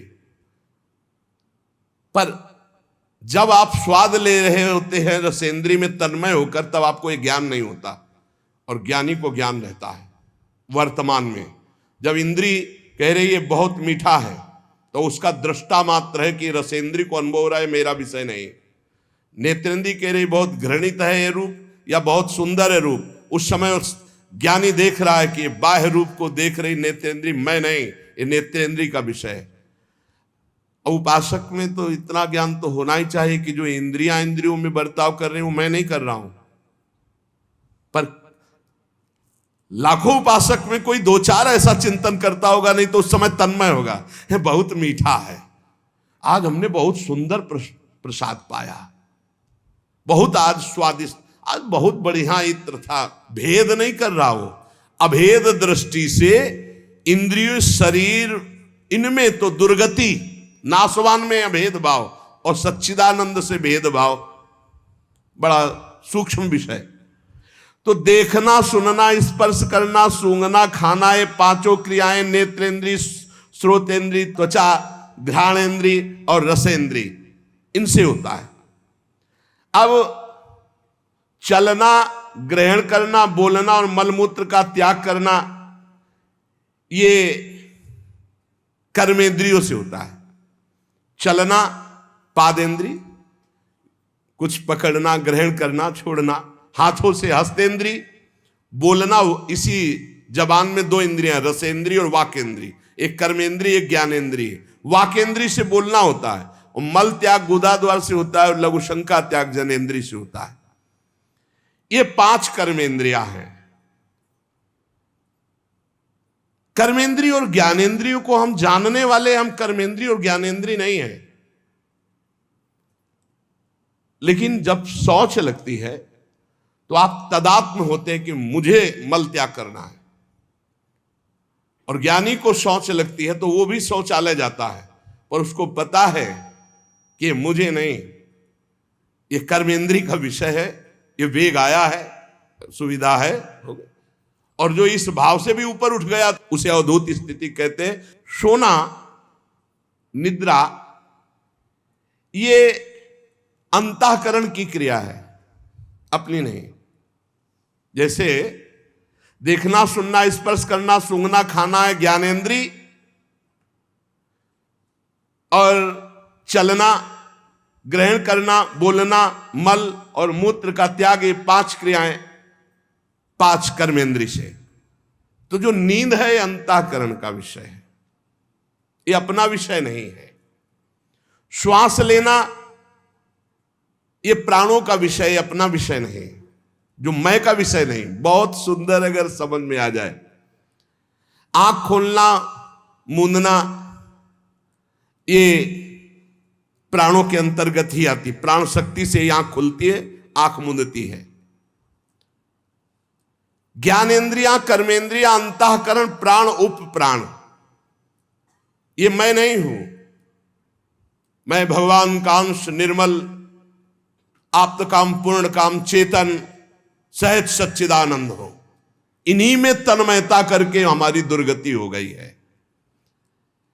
संपूर्ण क्रियाएं प्रकृति से प्रकृति में हो रही हैं। शरीर प्रकृति का, इंद्रिया प्रकृति का, मन प्रकृति का, बुद्धि प्रकृति का, प्राण प्रकृति के, प्रकृति का प्रकृति में। आप इसमें तन्मयता करके कर्ता भोक्ता भावन के दुर्गति को प्राप्त हो रहे हैं। स्वयं के द्वारा कोई भी क्रिया न कभी हुई है, ना होगी और ना भी है। अकर्ता आप है तो फिर आपको दंड कैसे मिला? तन्मयता के कारण। आपने इन कर्मों के कर्ता भाव को स्वीकार किया और तन्मय हो गए। यही कर्ता भाव हमको हटाना, चाहे भक्ति से हटा ले, चाहे ज्ञान से हटावे। शरीर निर्वाह के लिए खान पान, व्यापार आदि, देखना, लिखना, पढ़ना, सुनना, सोचना, जितनी क्रियाएं सब प्रकृति के अंतर्गत हो रही। अपना स्वरूप अक्रिय है। इंद्रियाण इंद्रियार्थेषु वर्तन्ते इति धारयन्। जब उपासक ये देख लेता है कि मैं करता नहीं है, वो मुक्त होने लगता है। इतने जादू का तमाशा है, समझ लो। गांठ लगी ही नहीं। गोस्वामी जी कह रहे जड़ चेतन ही ग्रंथि पड़ गई, यद्यपि मृषा छूटत कठिनाई। है ही नहीं बंधन, पर छूटना बड़ा कठिन है। बस इतना समझ लो कि बंधन ही नहीं है, पर छूटना बड़ा कठिन है। कर्तापन तुमने स्वीकार किया तो तुम्हारी दुर्गति पक्की है। चाहे शुभ कर्म करो, चाहे अशुभ कर्म। शुभ से स्वर्ग आदि लोक, अशुभ से नरक आदि, और दोनों से मृत्यु लोक। ये आवागमन बंद नहीं होने वाला। क्या करें? तो बड़े कठिन समस्या है। यही कठिन समस्या है। ज्ञानेन्द्रीय, कर्मेंद्रीय, अंतःकरण, प्राण, उपप्राण, ये सब प्रकृति के हैं, ढांचा सहित। शब्द, स्पर्श, रूप, रस, गंध, ये प्रकृति के हैं। वो 5 ज्ञानेन्द्रियां उनको प्रकृति में भोग रही। इंद्रियां इंद्रियों में, विषयों में बरत रही हैं। आप इनको देख रहे हैं, दृष्टा हैं, पर आप तन्मयता कर लेते, मैंने देखा, तो फिर उसका दंड भी तो भोग मिलेगा। क्या देखा और कैसे देखा? मैंने सूंघा, मैंने बोला, मैंने चखा, मैंने सुना, मैंने किया, तो उसका भी आपको हिसाब देना पड़ेगा। जो किया उसको। अहंकार विमूढ़ात्मा कर्तामिति मन्यते, मैंने किया, मैं ऐसा कर सकता हूं, मैं ऐसा करूंगा, तो भोगना भी तुम्हें पड़ेगा। प्रकृतेः क्रियमाणानि गुणैः कर्माणि सर्वसा। जितने कर्म हो रहे हैं गुणों से प्रेरित होकर के प्रकृतिमयी इंद्रियों के द्वारा प्रकृति में ही हो रहे हैं। आप बिल्कुल निर्लेप हैं। प्रकृत्यैव च कर्माणि क्रियमाणानि सर्वसा। गुणों का कार्य होने से इंद्रिया और उनके विषय सब प्रकृति के ही है। अब समझ में ना आवे तो इसको दूसरे रूप में ले लो, भक्ति भाव के रूप में। जब तक आप स्वयं कर्ता और भोक्ता बनेंगे तब तक आपका बंधन कटना मुश्किल है। ये ज्ञान का विषय था, इसे भक्ति के विषय में ले लो। हमारे द्वारा जो भी क्रियाएं हो रही हैं, हम उनके 2 विभाग देखते हैं, एक अच्छी क्रियाएं और एक बुरी क्रियाएं। बिल्कुल सरल भाषा में आपको बता रहे हैं। जो अच्छी क्रियाएं हैं वो शास्त्र सम्मत है, जो बुरी क्रियाएं हैं वो शास्त्र विरुद्ध है। बुरी क्रियाओं को अशुभ कर्म कहते हैं, अच्छी क्रियाओं को शुभ कर्म कहते हैं। शुभ और अशुभ कर्म ये गुणों से प्रेरित होते हैं। सतोगुण तो शास्त्र सम्मत, रजो और तम मिश्रित या तमोगुण या घोर रजोगुण ये शास्त्र विरुद्ध आचरण कराएंगे। अब अपने को भगवान की शरण में हो जाना, गुणों की शरण में नहीं। भक्ति का मार्ग। पूरा शरीर, इंद्री, प्राण, उप प्राण सब, हे नाथ मैं आपकी शरण में। ये तो समझ में आ रहा है ना? ज्ञान वाला समझ में ना आ रहा हो तो ये तो समझ में आ रहा है कि पूरा ढांचे सहित जो इसमें स्थूल हो, सूक्ष्म हो, कारण हो, प्राण हो, उप प्राण हो, इंद्रियां हो, कर्म, जो भी महाराज पूरा सिस्टम आपकी शरण में। समझ में आ गया? ठीक। अब हमको देखना है कि हमारे द्वारा जो अच्छा काम हो रहा है वो भगवान की प्रेरणा से हो रहा है। जीवन मुक्त होना है तो बात इस बिल्कुल सरलता से समझा रहे हैं। और जो बुरा काम हो रहा है वो हमारी वासना से हो रहा है, उसका हम प्रायश्चित करेंगे, भगवान से क्षमा मांगेंगे। बुरा काम हो रहा है तो हमारी वासना से हो रहा है। इसमें क्या होगा कि अगर ये भेद नहीं तुम रखोगे और कह दोगे जब पूरा समर्पण कर दिया तो फिर आपसे बुरे कर्म उत्साह पूर्वक होने लगेंगे, क्योंकि अंदर का सिस्टम अभी समर्पित नहीं हुआ, बाहर से तो हमने कह दिया। अब अंदर का सिस्टम जब तक समर्पित नहीं होगा तब तक वो फिसल कर बुरे आचरणों में जाएगा। तो हमको क्या करना है? गुण तुम्हार समुझे निज दोषा, और जय सब भांति तुम्हार भरोसा। भरोसा दृढ़ आपका। जब हमसे अच्छे कार्य होंगे तो भगवत प्रेरित हुए, और जब बुरे कार्य हो गए तो हम त्राहिमाम शरणागत रक्षक प्रभु, हमसे गलती हो गई, हमको ऐसी सद्बुद्धि दो कि आगे हमसे ना हो, और सारे कर्म भगवान को समर्पित कर दो। तो जो एक दिव्य ज्ञानी की स्थिति होती है, अहंकार रहित महापुरुष की, वही भक्त की स्थिति होती है। वो भी देह शुद्ध विस्मृत भगवदानंद में डूबता है, और वो देह शुद्ध विस्मृत ब्रह्मानंद में डूबता है। पर दोनों को किंचित मात्र करता भाव जब तक रहेगा तब तक वो आवागमन से मुक्त नहीं हो सकता। एक मनुष्य रेलगाड़ी में बैठा है, ट्रेन चल रही और डिब्बे में दौड़ रहा है। अब वो अपने को कर्ता मान रहा है कि मैं दौड़ करके अगले स्टेशन में पहुंच जाऊंगा, तो मूर्खता ही है ना, क्योंकि ट्रेन चल रही। ऐसे ही गुणों का चक्र चल रहा है, सतोगुण, रजोगुण, तमोगुण। गुण प्रवाह जीव से जबरदस्ती कार्य करवा रहा है। तमोगुण आया तो निद्रा, आलस्य, प्रमादोत्थम, जो नहीं करना चाहिए वो सब कर्म करने में जुट जाएगा। प्रमादोत्थम, प्रमाद का मतलब होता है करने योग्य कर्म को ना करना, और ना करने योग्य कर्म को करना, इसे प्रमाद स्थिति कहते हैं। अब वो समझ रहा मैं कर रहा हूं। रजोगुण आया, काम आदि दोष भारी, वो समझ रहा मेरे में आ गए, मैं कर रहा हूं। सतोगुण आया तो समझ रहा है मैं कर रहा हूं, दया आदि। इन गुणों के प्रवाह से बचने के लिए हरिवंश महाप्रभु कह रहे हैं, यही डर ही डरप हरिवंश हित, जिनो भ्रमय गुण सलिल पर, जी नामन मंगल लोक त्यू सुहरिपद भज न विलंब। निरंतर नाम जप करो, अपने आप को भगवान को समर्पित कर दो, सब कर्म भगवान को समर्पित करो। अच्छे कर्म जब हो तो भगवान को देखो कि भगवत इच्छा से हुआ, और जब गलती हो जाए तो अपनी मान करके प्रभु से प्रार्थना, बहुत जल्दी आवागमन से मुक्त हो जाओगे। ये जो आवागमन का कनेक्शन ना होते हुए भी कनेक्शन है अहंकार का, देहाभिमान का, ये नष्ट हो जाएगा। इस बात को अच्छे से समझ लो। ज्ञान में पहुंचना बहुत कठिन जो स्थिति बताई गई, भक्ति में बहुत सरल है, क्योंकि भगवान को समर्पित करना है, इसमें अपने अहम सहित समर्पित कर देना है। सांख्य योगी शरीर, इंद्रिय, अंतःकरण आदि के साथ अपना कभी संबंध नहीं मानता, और भक्त अपने शरीर, इंद्रिय, अंतःकरण आदि को भगवान को समर्पित कर देता है। ये बढ़िया, बहुत मीठा सरल मार्ग भक्ति का, और बात वही बननी है। साधक कभी किंचन मात्र, चाहे भक्ति मार्ग का हो चाहे ज्ञान मार्ग का हो, अपने को कर्ता ना माने, नहीं तो भोगना पड़ेगा। मैंने ये किया तो ऐसा थोड़ी कि आपने किया कि मैंने नहीं किया। अंदर से सिस्टम। चित्रगुप्त जी क्या देख रहे? अंदर जहां तुम्हारी सोच है, ये भोगा जाए तो बहुत आनंद मिलेगा, तो लिख गया कर्ता ने भोगने की इच्छा की, और ये अब क्रिया बाद में होगी, पहले वो लिख गया, पूरा चित्रण हो गया। क्रिया तो बाद में होगी, पहले अंदर सोच होती है, उसी सोच को लिखते हैं चित्रगुप्त जी। उसी सोच में भगवान का भजन चल रहा है तो भक्त उसी समय जलन पैदा, अरे कैसी बात आ गई, वहां लिख गया। ये रुचि पूर्वक नहीं, उसकी रुचि नहीं थी, अरुचि पूर्वक ये, तो उसमें समाधान मिल जाएगा। अंदर की बात लिखी जाती है। साधक कभी किंचन मात्र भी अपने में कर्तापन की मान्यता न करे, जितना अंश रखेगा कर्ता भाव का उतना बंधा रहेगा।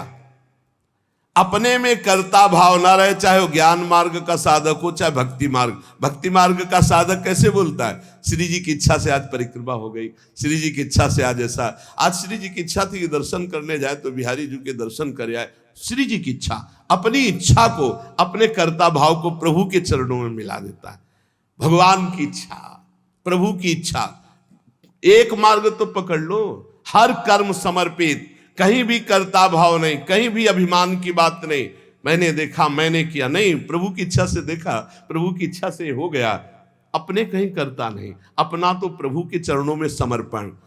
अब देखो, ब्रह्मण्याधाय कर्माणि संगम त्यक्त्वा करोति यः लिप्यते न सा पापेन पद्म पत्र मिवाम्भसा। जैसे जल में कमल का फूल रहता है, एक बूंद पानी नहीं, ऐसे वो भक्त, ऐसे वो ज्ञानी संसार में रहता है, एक भी कर्म का फल नहीं। कर्माणि श्रुति बोधितानि नितराम कुर्वन्तु कुर्वन्तु मा। वो चाहे वेद के अनुसार कार्य करे या न करे, कोई उसके ऊपर लागू नहीं नियम। वो विषयान ग्रहणंतु मुंचन्तु, विषय भोगे या विषय त्याग दे कोई नहीं, क्योंकि वो ऐसी अवस्था को प्राप्त हो चुका है। ब्रह्मण्याधाय कर्माणि संगम त्यक्त्वा करोति यः।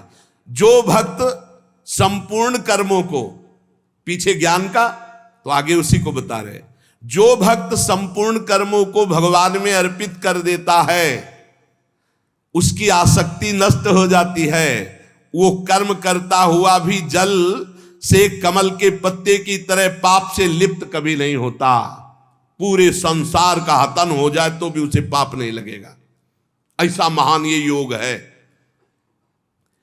शरीर इंद्रिया मन बुद्धि प्राण ये तुम्हारे नहीं हैं। अब भक्ति में देखिए इसे, ये भगवान के रचे हुए हैं, वो भगवान के हैं। मान लो जैसे ज्ञान में अभी वर्णन कर रहे थे, ये प्रकृति के हैं, प्रकृति में बरत रहे, अब यहां भक्ति में है ये श्लोक का अर्थ। शरीर इंद्रियां मन बुद्धि प्राण ये तुम्हारे रचे हुए हैं क्या? भगवान के रचे हुए हैं। तो हुए किसके? भगवान के हुए ना, ये भगवान के हैं। तुम्हारे प्राण भगवान के, तुम्हारी मन बुद्धि चित्त अहंकार ये भगवान की, तुम्हारी ज्ञानेंद्रियां भगवान की, तुम्हारी कर्मेंद्रियां भगवान की, तुम्हारा सब कुछ श्री भगवान का है, तुम्हारा थोड़ी रचा हुआ है। माना ये अपने नहीं है, ये श्री भगवान की रचना है, श्री भगवान के हैं। कौन कौन? शरीर इंद्रिया मन बुद्धि प्राण ये भगवान के रचे हुए हैं। तुम्हारी रुचि से होता तो तुम तो और सुंदर रचना चाहते, और बलवान चाहते। बोले ये शरीर ये इंद्रियां ये मन ये बुद्धि ये प्राण ये किसके हैं? बोले भगवान की रचना है। तो हुए किसके? श्री भगवान के। तो तुमने अपना क्यों मान लिया? यही बंधन है, यही बंधन है, अपना इनको मान लेना। इसी भक्त का क्या स्वरूप होता है? वो इन्हें भगवान का मानता है। ज्ञानी का क्या स्वरूप होता है? वो इन्हें प्रकृति का मानता है, क्योंकि प्रकृति के ही अंश ये है। और प्रकृति कृति, ये जो प्रकृति की रचना करने वाला रचयिता है वो परमात्मा है, मूल में परमात्मा ही आता है। अतः इनके द्वारा होने वाली क्रियाओं को भक्ति योगी अपने कैसे मान सकता है? जब शरीर मन प्राण सब भगवान का, तो इनकी क्रियाएं भी भगवान की, इसलिए वो जीवन मुक्त हो जाता है। जीवन मुक्त कैसे होगा? शरीर मन प्राण इंद्रियां ये सब भगवान की, तो इनके द्वारा होने वाली क्रियाएं सब भगवान की, आप जीवन मुक्त हो गए। लगा तो बहुत सरल, लेकिन देखो क्या सब भगवान को अर्पित करते हो? क्या जब आपके अंदर प्यास लगती है तो आप ये सोचते हो भगवान पानी पीना चाहते हैं? जब आपके अंदर भूख लग रही, मेरे हृदय में बैठे हुए भगवान पाना चाहते हैं। जब आपके अंदर विकारात्मक भाव आए, तब आवे कि ये दुष्ट कहां से दुर्वासना दबी रह गई, अभी ये भगवान की नजर में नहीं पड़ी, इस हृदय में कहीं दुर्वासना, हे नाथ हे करुणामय इस दुर्वासना को हटाओ, ऐसे भक्ति में चला जाता है। ये सब भगवान की, सारी क्रियाएं भगवान की, तो आप कौन है? आप भी श्री भगवान के। हो गया काम। शरीर इंद्रिया मन बुद्धि प्राण सब भगवान के, इनकी क्रियाएं भगवान की, और मैं भी भगवान का। मुक्त हो गए। जितना बचा के रखोगे उतना ही तुम्हारा बंधन कारक है। भगवान ही मेरी इंद्रियों में और मन में बैठकर सारे कार्य करवा रहे हैं। भक्त ये देखता है। अब ये जो पापाचरण करने वाले हैं ना, ये बात सुनेंगे ना तो ये बात उसमें ले जाएंगे कि भगवान ही तो हमारे मन, गीता में लिखा है मनो इंद्रियों में बैठे, तो तुम समर्पित कहां हुए? तुम तो अहंकार की धरा में हो। अहंकार में काम, क्रोध, लोभ, मोह, मद, मत्सर ये दोष रहते हैं। यही बिना गुरुजनों के समीप बैठे शास्त्र समझ में नहीं आता। शरीर आदि वस्तुएं अपनी ना थी, ना है, ना रहेगी। कैसे? तुम्हारा अधिकार है शरीर पर? कुछ अधिकार नहीं। एक रोम अभी झरना चाहे ना, वो झर जाएगा, दोबारा लगा नहीं सकते। बेमतलब में अहंकार किए हो, मैं ऐसा कर सकता हूं, मैं ऐसा। शरीर आदि वस्तु, शुद्ध ज्ञान, शुद्ध भक्ति, दोनों श्लोकों में भगवान ने जीवन मुक्त होने के लिए बता दिया। शरीर आदि वस्तुएं अपनी नहीं, प्रत्युत मिली हुई है भगवान से अपने को। किस लिए? सत्कार्य करने के लिए। सत्कार्य करने के लिए। सरकारी गाड़ी बंगला है, ये सरकार का काम करने के लिए मिला है। ये कुछ दिन के लिए मिला, फिर छीन लिया जाएगा। ना ये पहले था तुम्हारा, ना बाद में रहेगा, बीच में दिया गया, छीन लिया जाएगा। ये केवल भगवत प्राप्ति के लिए मिला है। भगवत प्रीत्यर्थ, दूसरों में भगवान की भावना करके सेवा करो, इसलिए मिला है शरीर। इन वस्तुओं पर जो अपना अधिकार जमा लेता है और अपने लिए भोग भोगता है, वो मृत्यु के बाद दुर्गति को प्राप्त होता है। पुनरपि जननम पुनरपि मरणम। इस शरीर को न तुम बदल सकते हो, न मरने से रोक सकते हो। यह शरीर एक नियत समय के लिए आया है और इस समय में तुम भगवत प्राप्ति के लिए कार्य कर लो। क्या? कुछ नहीं करना। ये जो सब है इनको समर्पित कर दो। चदरिया जैसी की तैसी धर दीनी। ये लो महाराज, हमसे नहीं होने वाला कुछ। ना शुभ ना अशुभ, ना हम कर्ता बनेंगे शुभ के ना अशुभ के। हमसे कुछ नहीं, हम आपकी शरण में पूरा समर्पित। अभी आज से आप जीवन मुक्त के मार्ग में चलने लगे। समर्पण योग। ईमानदारी से भगवान की वस्तु भगवान को समर्पित कर दो और कुछ नहीं करना। मस्त। बस यही बात समझ में आ जाए। भगवान की वस्तु भगवान को समर्पित कर दो। ये शरीर, शरीर संबंधी भोग, सब कुछ जितना, सब श्री भगवान का है, सब समर्पित कर दो भगवान को। संपूर्ण क्रियाएं और पदार्थों को भक्त भगवान के चरणों में समर्पित कर। ज्ञानी प्रकृति में देखता है। प्रकृति और संसार दोनों के स्वामी भगवान है, अतः क्रियाएं और पदार्थ भगवान को अर्पण कर दो। कोई भी पदार्थ बिना भोग लगाए मत खाओ। कोई भी क्रिया करो उसको भगवान को अर्पित करो, क्योंकि ये शरीर, मन, प्राण, बुद्धि, इंद्रियां सब श्री भगवान के। ऐसी भावना में रहो। अभी जीवन मुक्तता की तरफ बढ़ने लगोगे, अभी निर्विकार होने लगोगे। जब इनको प्राण, इंद्रिय और मन को भगवान का देखोगे तो निर्विकार हो जाओगे। जब अपना मानोगे तो विकारी हो जाओगे। संगम त्यक्त्वा करोतिया। किसी भी प्राणी, पदार्थ, शरीर, इंद्रिय, मन, बुद्धि, प्राण, क्रिया, किसी में संग मत करो। न प्राणों का संग, न इंद्रियों का संग, न बुद्धि का संग। उस समय देखो असंग। तुम अलग हो, ये अलग है, पर तुम अलग नहीं देख पाते, इन्हीं में मिल जाते हो। आकर्षण, खिंचाव, लगाव, महत्व, ममता, कामना। इसीलिए जो सच्चा उपासक होगा, कभी निंदा नहीं, कभी प्रशंसा नहीं। एक बार परमहंस श्री ओंकारानंद सरस्वती जी भिक्षा के लिए आए और नमक डालना, तो और पदार्थ जब परोसने तो मना कर देते, तो वही सब्जी ये वाली बहुत बढ़िया। और जब जरा सी बची थी, बाद में बोले इसमें तो नमक नहीं। गए, कहा स्वामी जी आज आपने जानबूझ के और कोई पदार्थ ले, वही पदार्थ, उसमें तो नमक। तो क्या फर्क पड़ा बच्चा, क्या फर्क पड़ा? पेट प्राणों का पोषण करना था, डालना। ना निंदा ना स्तुति, चाहे जितना अच्छा पदार्थ होगा। आज तो उसके भोक्ता बने तो फिर फंसोगे। किसी भी कर्म में, किसी भी करण में अपने को कर्ता नहीं बनना, अपने को अहंकार नहीं करना। ये सब श्री भगवान के हैं। ना लगाव, ना आकर्षण, ना महत्व, ना ममता, ना कामना। ये बिल्कुल नहीं होगा यदि नहीं भगवान के मानोगे। ये लगाव, ये कामना, ये ममता, ये आसक्ति तभी होती जब अपना मानते हो। जन्म मरण का हेतु यही तुम्हारा अपना मानना है इनको, इनसे अपनापन हटाओ प्रभु के चरणों में। कायेन मनसा बुद्धिया केवलैरिंद्रियैरपि योगिनः कर्म कुर्वन्ति संगम त्यक्त्वा आत्मशुद्धये। जो योगी है वो आसक्ति का त्याग करके केवल भगवत अर्पण शास्त्र सम्मत कार्य करता है। इंद्रिया, शरीर, मन, बुद्धि, अंतःकरण ये परम शुद्ध हो जाते हैं जब केवल भगवत प्रीत्यर्थ।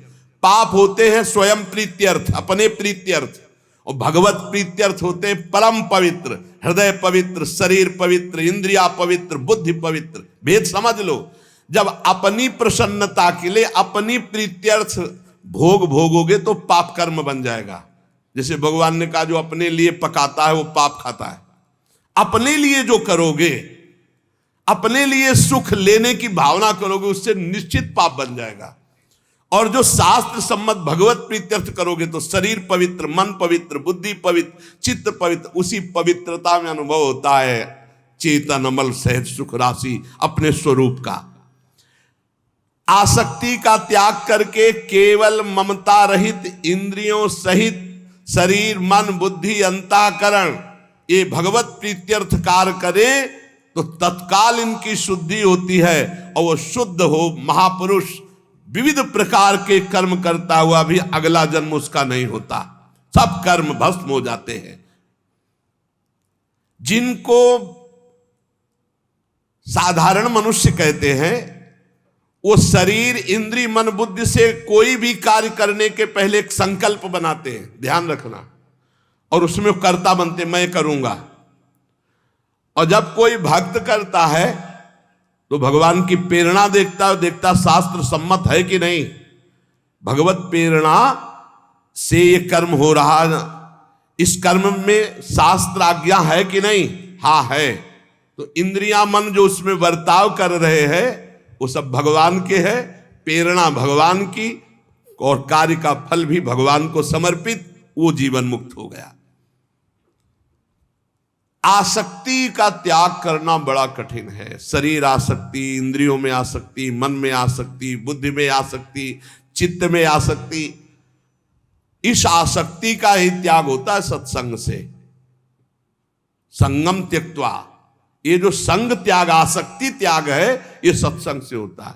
रोज धैर्य पूर्वक जैसे सत्संग सुन रहे हो तो इतना तो दिमाग में आ ही रहा है अब कि मैं शरीर नहीं हूं, मेरी इंद्रियां, बुद्धि, मन, प्राण सब भगवान की रचना है, और भगवान की रचना से जो भी हो रहा है वो भगवान की रचना प्रकृति में हो रहा है। मैं व्यर्थ में फंस रहा हूं अहंकार करके, भोक्ता भाव करके। नहीं अनुभव में आ रहा पर सुनने में तो आ गया। पहली बार ही सुना हो तो ये शास्त्रीय शब्द अंदर जाएंगे, व्यर्थ नहीं रहेंगे। दो बातें आज पकड़ लो, फिर ध्यान से, प्रायः होती रहती है। मेरे पास जो कुछ भी है, शरीर, इंद्रिया, मन, प्राण, बुद्धि, चित्त, धन, संपत्ति, मकान, स्त्री, पुत्र, परिवार, ये सब भगवान का दिया हुआ है। मानते हो? अंदर से देखो भगवान का ही दिया हुआ है। ये भगवान की दी हुई वस्तु मैं भगवान को समर्पित करता हूं। तो दीयम वस्तु गोविंदम तुभ्यमेव समर्पये। हे भगवान, आपके द्वारा दी हुई सब कुछ, नाथ सकल संपदा तुम्हारी, नाथ सकल संपदा तुम्हारी, और मैं सेवक समेत सुत नारी। और रात दिन भगवान का भजन करने की चेष्टा करो। राधा राधा राधा। बहुत कठिन है संसार से मुक्त होना। दो पद्धति में एक तो स्वीकार करना पड़ेगा, या ज्ञान योग और या भक्ति योग। तो भक्ति योग बहुत सरल योग है, इसमें सब साधन भगवान को और सब करण भगवान के हैं, बस इतना समझना है। सब करण भगवान के हैं, चाहे इंद्रियां हो, चाहे अंतःकरण हो, चाहे पदार्थ हो, बाहर भीतर जो कुछ श्री भगवान की रचना। और मैं भी भगवान का हूं, भगवान का अंश हूं। तो मैं सहित सब कुछ भगवान को समर्पित, और भगवान का नाम जब, इस जन्म में पक्का भगवत प्राप्ति हो जाएगी। ज्यादा समझने की जरूरत नहीं। ज्ञान में तो बहुत बहुत समझने की जरूरत है। अगर उसमें चूक हुई तो दूसरा बचाने वाला नहीं, इसमें बचाने वाला है। करो सदा तिनके रखवारी, जिम बालक राखे महतारी। युक्ता कर्म फलम त्यक्त्वा शांति मापनोति नैष्ठिकीम अयुक्ता काम कारेण फले सक्तो निबध्यते। जो योगी है वो फल का त्यागी होता है, कर्म का त्यागी नहीं। कर्म जो आया उसको किया और फल वो भगवान को समर्पित कर दिया, कर्म भी भगवान को समर्पित कर दिया। पर कर्म त्यागी का मतलब मैं ये कर्म क्यों करूं जब मुझे फल की आकांक्षा नहीं। नहीं, कर्म करना चाहिए। गृहस्थ में हो तो अपने अपने धर्मानुसार जो आपको कर्तव्य कर्म मिला है, विरक्त हो तो अपने अपने धर्मानुसार जो आपको कर्तव्य कर्म मिला है। भगवान ने कहा मेरे लिए कोई कर्म नहीं, फिर भी मैं कर्म करता हूं। सबको कर्म करना चाहिए, पर कर्म फल में भगवान के ऊपर उसको समर्पित कर देना चाहिए। कर्म फल में समान भाव रखना ये योगी का लक्षण है, और कर्म फल में वो कर्म अभिमानी पुरुष का लक्षण कि ये फल मिला, नहीं मिला तो अश्रद्धा हो गई, अशांति हो गई। लेकिन जो योगी है वो सुख दुखे समय कृत्वा लाभा लाभो जया देव, चाहे हानि हो चाहे लाभ हो, चाहे जय हो चाहे पराजय हो, चाहे सुख हो चाहे दुख हो, उसमें समान भाव रखता। क्यों? कर्म फल की आशा ही नहीं की, हमें तो केवल कर्म करने का आदेश था, उसको कर्म किया, शास्त्र सम्मत, फल तो भगवान को समर्पित है। कर्म करना और कर्म फल की त्याग वृत्ति रखना तो तत्काल शांति प्राप्त होना शुरू हो जाएगी। देखो कितना आनंद है। हम कर्म फल चाहते ही नहीं, हमें करना है, हमें भजन करना है, हमें साधन करना है, हमें अपने अपने जो कर्म है वो करने, वो फल की तरफ भगवान देखे। जोई जोई प्यारो करे सोई मोई भावे, अभी शांति। युक्ता कर्म फलम त्यक्त्वा शांति मापनोति नैष्ठिकीम। जितना जलन, जितनी अशांति फल को लेकर के है, कर्म को लेकर सावधानी नहीं है, फल को लेकर है। फल में बोले अब हमें भगवान से श्रद्धा हो गई तो तुम्हारा ही पतन होगा, भगवान का थोड़ी वहां कुछ होना, तुम्हारा ही पतन होना है। सकाम मनुष्य कामना के कारण फल में आसक्ति हो जाती है, इसलिए वो बंधता है, जलता है, दुर्गति को प्राप्त होता है। देखो संचित कर्मों के अनुसार प्रारब्ध बनता है, और प्रारब्ध के अनुसार मनुष्य का जन्म होता है, और मनुष्य जन्म में जो नए कर्म होते हैं, नए कर्म संस्कार बनते हैं, वो तुरंत उठकर संचित में चले जाते हैं। भोगना तो प्रारब्ध ही पड़ता है, शुभ और अशुभ। कर्म फल की आसक्ति त्याग कर दो तो संचित भी भस्म हो जाएंगे, और नए कर्म संचित में जाके जमा नहीं होंगे, और प्रारब्ध भोगकर भगवत प्राप्ति हो जाएगी। प्रारब्ध भोगना पड़ेगा, ये कमर कस लो। ये जो तुम्हें कह रहे हैं कि हम नष्ट कर सकते हैं छूछा से, भगवान बोल रहे हैं, जगत गुरु बोल रहे हैं, हम नहीं बोल रहे।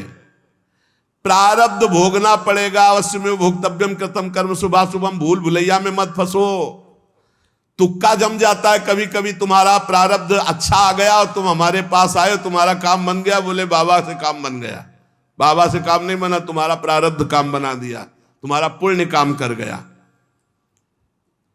जो कर्म फल की आसक्ति का त्याग कर देता, उसके कर्म भस्म हो जाते, भुने हुए चने के समान, फिर बीज नहीं देते, फिर वो बंधन कारक नहीं होते। जैसे भुना हुआ चना है, अब ना उसमें अंकुरण होगा, ना पेड़ होगा, ना उसमें बीज होगा, जड़ से खत्म हो गया, अब उसमें कोई सत्ता नहीं। तो जो कर्म फल की आशा ना रख करके केवल भगवत प्रीत्यर्थ किया जाता है, वो उसे बांध नहीं सकता, उसे जन्म मरण में नहीं पहुंचा सकता। नहीं तो चाहे शुभ कर्म हो, अच्छा कर्म हो या बुरा कर्म, उसे जन्म मरण में फंसा देगा। कर्म फल 4 प्रकार के होते हैं। एक होता दृष्ट कर्म फल, और एक होता अदृष्ट कर्म फल, और एक होता प्राप्त कर्म फल, और एक होता अप्राप्त कर्म फल। दृष्ट कर्म फल कहते हैं वर्तमान में किए जाने वाले नए कर्मों का फल जो तत्काल प्रत्यक्ष मिलता दिखाई देता है। जैसे कीर्तन किया आनंद मिल रहा है, सत्संग किया आनंद मिल रहा है, कोई भूखा है अपना भोजन पवा दिया, तत्काल आनंद मिल रहा है। कोई अपने लिए पदार्थ लेने जा रहा, देखा बीमार है, उसके पास दवाई की व्यवस्था नहीं, चलो आज हम भूखे रह जाएंगे, पैसा बीमारी में दे दिया, उसमें लगा, तो जो हृदय शीतल हुआ वो दृष्ट कर्म फल। इतना महान कर्म कि तत्काल आनंद प्रदान करता है। और अदृष्ट कर्म फल वर्तमान में किए जाने वाले नए कर्मों का फल जो अभी तो संचित रूप से संग्रहित होता है, आगे जन्म में मिलेगा जाकर के। जो तीर्थयाटन है, दान है, पुण्य है, बहुत प्रकार के ऐसे कर्म है जो अभी आपको नहीं अनुभव में आ गए, वो आगे आपको प्राप्त होंगे। और प्राप्त कर्म फल जो पूर्व के कर्म फलों का प्रारब्ध बन करके आ गया है, शरीर प्राप्त कर्म फल है। प्रारब्ध जैसा वैसा शरीर, वैसे ही कुल में जन्म, वैसे ही धनवान, संपत्तिवान, अनुकूलता, प्रतिकूलता, ये प्राप्त कर्म फल है। पूर्व में जो कर्म किए उससे जो प्रारब्ध बना है वो पहले से निश्चित हो चुका है। अप्राप्त कर्म फल प्रारब्ध कर्म के फल रूप में अब जो आगे आने वाला है, ये भविष्य में मिलने वाले सुख दुख है, जो अप्राप्त कर्म फल है। प्राप्त कर्म फल हो चुका, शरीर ऐसे कुल में जन्मा, शरीर ऐसा है, ऐसा ऐसा धन संपत्तिवान माता पिता मिले या निर्धन मिले, या जैसे अनुकूल प्रतिकूल परिस्थिति जो वर्तमान में मुझे मिली, ये प्राप्त कर्म फल। और जो अब आगे आने वाली है अप्राप्त कर्म फल, ये प्रारब्ध बड़ा भयानक है जो आगे आने वाला है। इसे भयानक को बड़ा मृदुल किया जा सकता है भजन के प्रभाव से। नष्ट तो किया जा सकता है पर भगवत प्राप्ति नहीं होगी। फिर पूरा झोंकना पड़ेगा इसी प्रारब्ध मिटाने में भजन को। प्रारब्ध भी हम भोग ले और भगवत भी प्राप्ति हो जाए तो भजन से प्रारब्ध जो 100% आपको दुख देने वाला है वो 10% आके भुगता के 90% नष्ट हो जाएगा, 10% भोगना पड़ेगा और चला जाए। भजन का बड़ा प्रभाव होता है। 12 वर्ष का गलित कुष्ठ 24 घंटे में भुगता के चला गया। 12 वर्ष कहां और कहां 24 घंटे। भजन से अप्राप्त कर्म फल को, जो आने वाला प्रारब्ध है, उसे रोका जा सकता है, उसे कम किया जा सकता है, उसे मिटाया भी जा सकता है। पर जो भगवत प्राप्ति करना चाहते हो मिटाने में नहीं फंसते, वो उसे भोग लेते हैं और भगवान की प्राप्ति करते हैं। ये 4 प्रकार के कर्म फलों में दृष्ट और अदृष्ट ये क्रियमाण है, और जो प्राप्त और अप्राप्त कर्म फल हैं प्रारब्ध के अधीन है। दृष्ट कर्म फल आग्रह नहीं रखना, मिलने पर प्रसन्न या प्रसन्न ना होना। अदृष्ट कर्म फल आशा रखना, प्राप्त कर्म फल में ममता न करना, मिलने पर सुखी दुखी ना होना। अप्राप्त कर्म फल मिट जाए ऐसी आशा न रखना, ये भक्त के हृदय में होता है। चारों प्रकार के कर्म फल भक्त के हृदय में कोई प्रभाव नहीं डाल सकते। इसलिए उपासक को चाहिए कि भगवान की प्रसन्नता के लिए शास्त्र सम्मत कर्म करे, कर्म फल भगवान को समर्पित कर दे, निरंतर नाम जप करे तो इस कर्म की झंझटों से बचकर भगवत प्राप्ति हो जाएगी। नाम जप और भगवत समर्पण, ये 2 शास्त्रों में बहुत जोर की बात है। जो कुछ मेरे पास है मैं सहित भगवान को समर्पित, नाम जप, सब ठीक हो जाएगा। बुद्धि ठीक हो जाएगी, मन ठीक हो जाएगा, कर्म संस्कार मिट जाएंगे, भगवत प्राप्ति हो जाएगी। नाम संकीर्तनम यस्य सर्व पाप प्रणाशनम। खूब नाम जप करो और अपने आप को भगवान को समर्पित कर दो। शेष भगवान देख लेंगे, संभाल लेंगे। शेष चर्चा आगे। श्री राधा वल्लभ लाल की।